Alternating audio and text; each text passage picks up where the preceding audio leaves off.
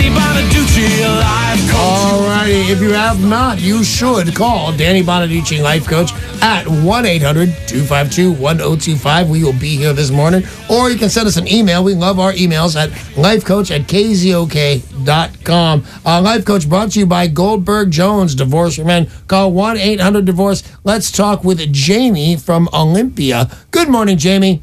Good morning. How you doing? It's all good. How are you? Good, good. So what can I do for you? So my question overall is, what would you do? Okay. So I was in an industrial accident in 2006. I had a lawyer, of course. At the end of my time, near the end of my time, the lawyer that I hired on retired and sold it over to one of his guys that worked in the office. Right. So they gave me a piece of paper saying, you know, I asked them directly, what is this, you know, that I'm having, that I'm signing, and they said, oh, it's just, you sign this so I can take over the case. Right, said, that's okay, usually no problem. pretty fair and standard. So I signed it, and then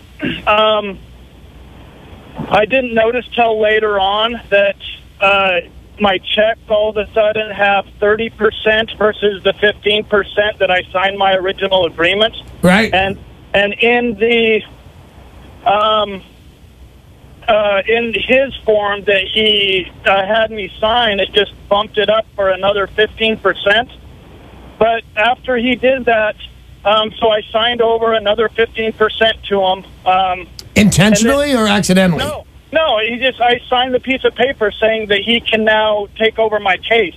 And it was in there. I didn't read it. I had my lawyer explain to me what this was. And now, let me ask you something, Jamie. If you're getting an annuity from somebody and they're sending you checks, hasn't this case already been settled?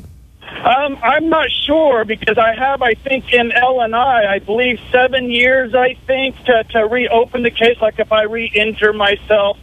And they didn't do a independent medical exam at the end either. They didn't bring me in and say, you know, we're closing your case. Now, a lot of times when you have an L&I, and that's a labor and industry for those of you not keeping up at home, what happens when you get a lawyer, they often take that for a certain percentage of your winnings. And what sounds like happened here with Jamie is that you've won, and the company is sending your lawyer a check. The company is taking, the lawyer is taking 15% out of that money and then sending you the difference. And now they're taking 30% out of that check and sending you the difference. Is that about right for what happened?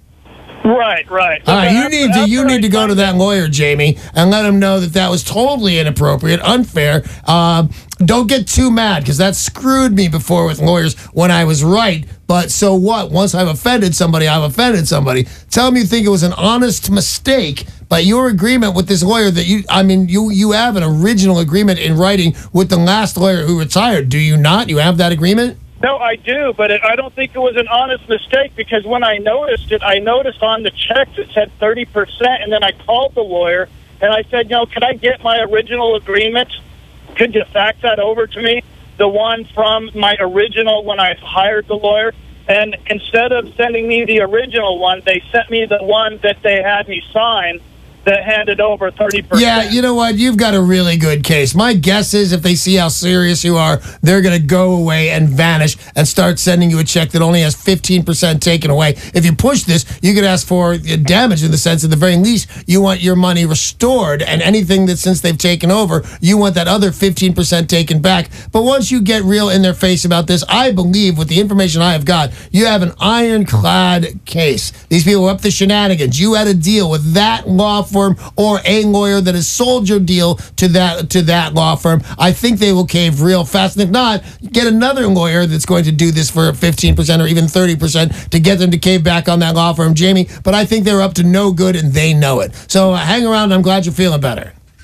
If you've got a question for the Life Coach, 800-252-1025. Make the call now. Any kind of problem, Danny will help you. Just make the call, 800-252-1025. The email is always open to you, lifecoach@KZOK.com. Troy in Seattle has sent an email. I'm going to be placed on house arrest starting next week for a DUI charge. I'll be allowed to leave for work, and I'm allowed 3 hours each weekend for things like shopping. This actually isn't that much different from how I live my life now. Yeah, I was thinking if I got that house arrest right now, I'd have to force myself to go out of the house 3 hours a weekend. I'm allowed to have people over, but I haven't told anyone that I'm under house arrest. I'm wondering if I should just come clean to my family and friends, or do I just keep it from them and hope they don't see the ankle monitor? I'm not sure how I can hide the ankle monitor from my overnight guests. Do you have any suggestions on what I should do? Can you imagine trying to keep that ankle monitor secret from a girl? She's going to think of some crazy sex toy. What do you wear around your ankle? You know what? It's an email, so I can't ask you a bunch of questions, but I don't really need them just because I'm curious. Nobody's going to care that much. Wasn't there, who mentioned the show, let's see, 2.5 Men today? Wasn't that character a bazillionaire on house arrest for like the last season of that show? Didn't that lead character? It's nothing to be on house arrest anymore. I think you should, and the work it will take you to hide that ankle monitor, to lie to your family and friends, and especially an overnight guest. Although since the house arrest does not give you free time to pick up chicks in bars, so I'm assuming these women are going to know you fairly well. But it doesn't have the stigma that it once did. People will ask you what it is. What did you do? And by the way, if you're hip to lying, here's where you can lie all day long. You can lie about what it's about. You can say, something, I don't know, innocuous. I don't know what you can lie about. Well, I will in about a second because I have a tendency to lie to some people. But the fact is, I think you don't really need to hide this. And it's a ton of work to hide something. It's, you get a bootcut jean and nobody ever needs to see this thing again. So I would say, save the headache and tell people. 800-252-1025. Still time to call Danny Bonaduce, life coach, with your problems. Remember, you can change your name if you need to. Same goes for the email, which is lifecoach@KZOK.com. Becky sent an email. My boyfriend recently moved out of state. He'll be gone for a year. So far, we're trying to make our relationship work by Skyping, texting, and phone calls.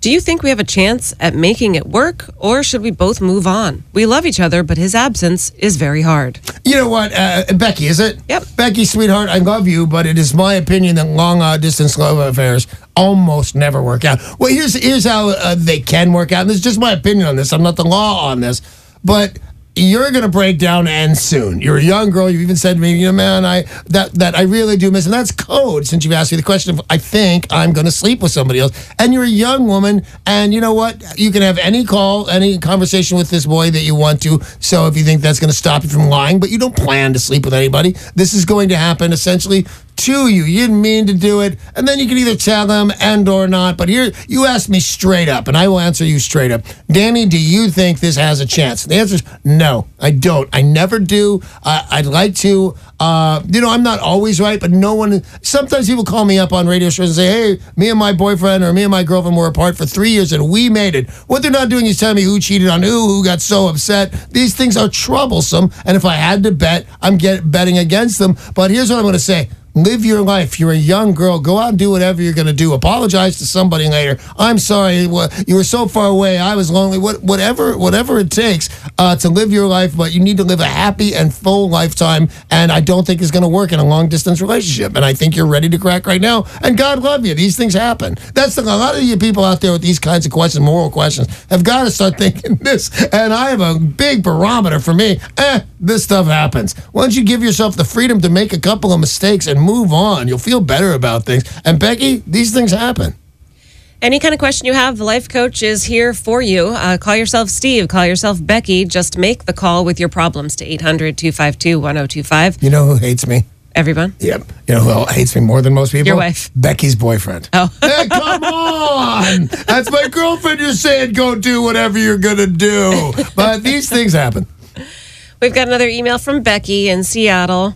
Obviously, Becky is our generic. Yeah. You can be anybody you want, even if your name's actually Becky. Yep. I've been married for 10 years. We've been a couple for 10 years, married for 4 years. My husband is addicted to porn to the point that our relationship is almost over. In the beginning, we were very sexually active, like most couples, but then he had issues with erectile dysfunction. We gradually... Go to innovativemen.com, and I'm not kidding just because they're a sponsor. These guys seem to have some serious answers for that.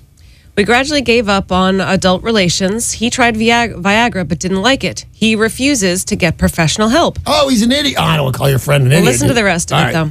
I've tried everything I can think of. I didn't know about the porn until we got married and I moved in with him. He always made excuses or lies, but I've walked in on him several times. Oh, how embarrassing. I hide better than this guy. Each time he promises to quit. Honestly, I don't care if he watches porn, but this is to the point where porn has become the other woman.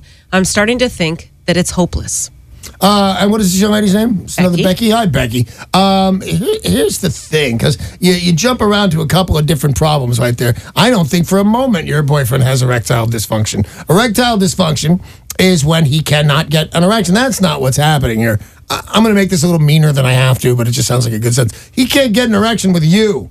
Bummer, but you're right on this. And by the way, it's not you. It would be anybody else. He's got himself a little bit addicted to porn right now. So here's the main thing, because this will work itself out. If you give it some time and you take a couple of hits, if you will, on this and what you're hip to and what you're willing to do, you're going to end up watching porn together. For when that's the answer right there. You know what? I like me some porn, and this is specifically for you, Becky. I like me some porn, and my wife was willing to say, all right, I will watch it too. We'll have adult activities with porn.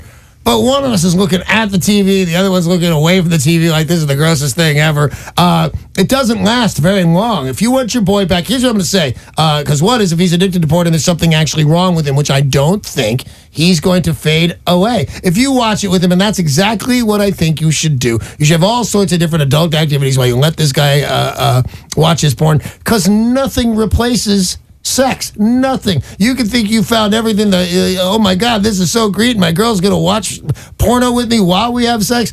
That's interesting for about 15 and a half minutes, and pretty soon you're going to start getting your boy back. I really say don't break up with this guy yet. And by the way, and like I said, whenever I come across this question, I do throw out their Innovative Men's Clinic. Just because they're a sponsor, and they are, doesn't mean it's the only one I've heard of. If there was another one, I would mention it. I'm sure the answer for whether it's erectile dysfunction, which it doesn't sound like, or it's a hormonal thing, or if it's just the porn situation, which they don't really help with, you should talk to somebody about it. But here's the life coach's answer. He's going to come right back to you if you open up the door and say, let's watch a little porn together, and he's going to go, oh, I've got you, the real thing. That's better. Good luck with that, Becky. I very much appreciate your email. And that's all the time we have for Danny Bonaduce, life coach. Brought to you by Goldberg Jones, Divorce Men. Call 1-800-DIVORCE.